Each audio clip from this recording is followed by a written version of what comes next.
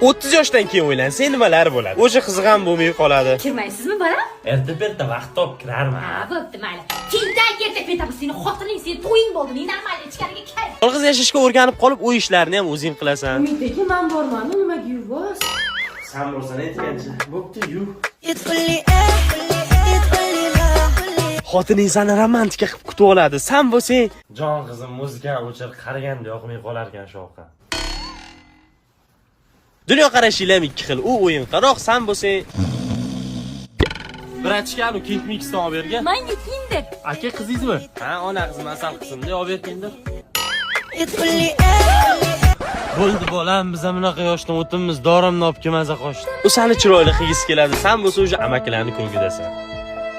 Shu darajada qarib ketganingni ham qaynating, ham mahalladagi dushivniy okalardan. O'zi qalaysan o'rtoq endi? O'rtoq emas, seni qaynatayman endi. Qaynataman, kelaverarganda-ya.